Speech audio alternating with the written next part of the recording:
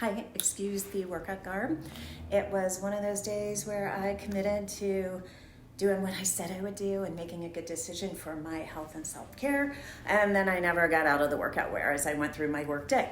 And today I don't think that's necessarily a bad thing because we're talking about really how to take care of yourself as you go through this process.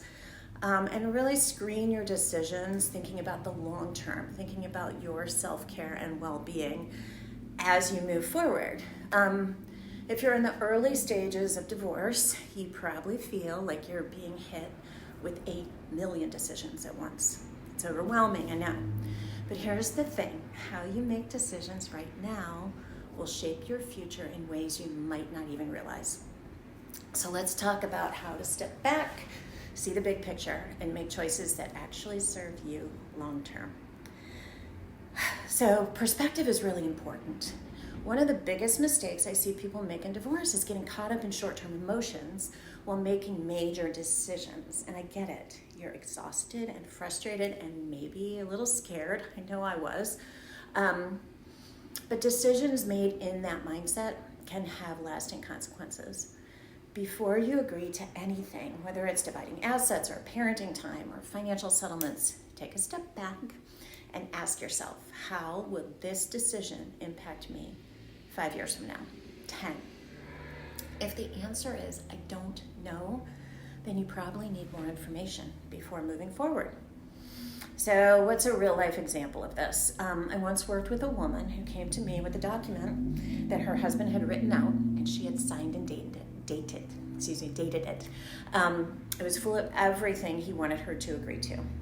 Luckily, it wasn't legally binding. She had signed it because she felt guilty for wanting the divorce and didn't know what to expect or what was fair. But here's the problem. Those knee-jerk decisions weren't in her best interest.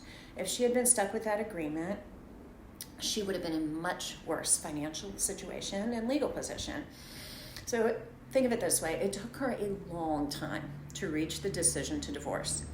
And I reminded her that it was okay to take time to unwind her life and make good decisions.